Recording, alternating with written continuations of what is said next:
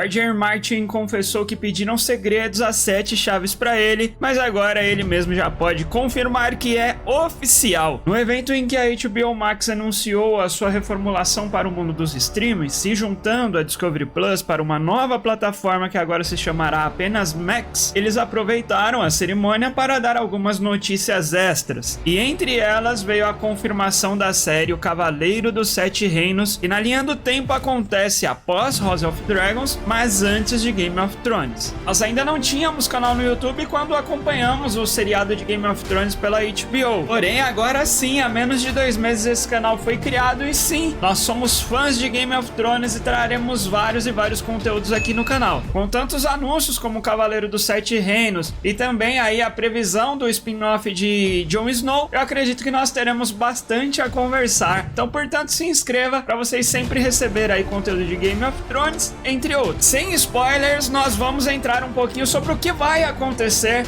né, no seriado de Cavaleiro dos Sete Reinos. Eu também vi algumas notícias que o próprio George Martin publicou, tanto no Twitter como no próprio blog dele. Inclusive lá foi possível eu perceber que a primeira temporada de Cavaleiro dos Sete Reinos vai estar previsto aí para 6 episódios. Eu acho pouco, porém tudo vai depender do tempo de duração de cada episódio. Eu acho que nós teremos episódios um pouco mais longos. Dando a minha opinião pessoal, não tem como esse seriado dar errado. Afinal de contas, o próprio Martin estará no comando de tudo. Ele que vai fazer a parte de produção e roteirização junto com a equipe braba que ele tem. E esse seriado vai contar um pouco da história de Dunk e Aegon. Pra quem já assistiu Game of Thrones, eu acredito que vai se sentir muito bem. Afinal de contas, a gente sempre gostava, né? Eu particularmente sempre gostei quando a gente via um pouco da história de Westeros sendo contada, mas era sempre referências ao passado. E agora a gente vai poder ver ali os Targaryens reinando com força total. A absorção do seriado vai ser, acredito eu, bem fácil, pois a narrativa vai ser baseada em contar a história de Dunk e Aegon. O Aegon, que era uma criança de cabelos raspados, né? Inclusive, imagina a cena, né? Ele era um dos mais improváveis, um dos últimos da linha de sucessão ao reino.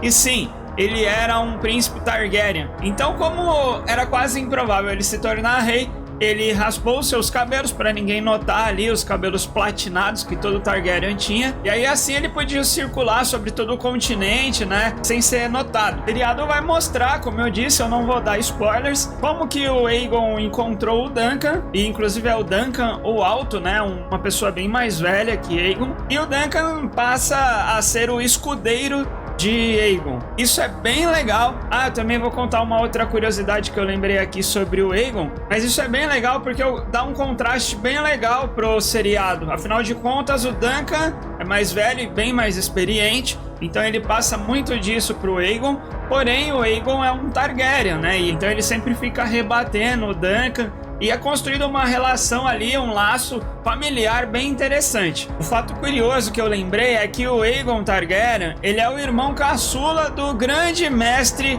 Aemon. Isso foi muito marcante na morte do Aegon, né? Porque ele fica falando Egg, e Egg seria essa referência ao Aegon. Então eu mesmo, quando eu assisti Game of Thrones pela primeira vez, eu nem sabia porque que ele tinha ficado gritando Egg, né? E aí lendo os livros, depois você acaba entendendo. Inclusive, quem tiver interesse no livro, eu vou deixar o nosso link de afiliado da Amazon na descrição para vocês conseguirem fazer a compra. Eu já vou entrar no assunto do spin-off do Jon Snow, mas Cavaleiro dos Sete Reinos, além de mostrar os Targaryens em poder máximo ali, contar a história de Dunk e Aegon Targaryen, ele também vai abordar algumas questões bem mais interessantes, né? Outros pontos de vista, que são brigas menores que acontecem, né? Não somente as brigas grandiosas, né? Que envolve as casas em si, né? Pelo menos no livro isso acontecia bastante. Sou um grande fã da Arya Stark justamente por mostrar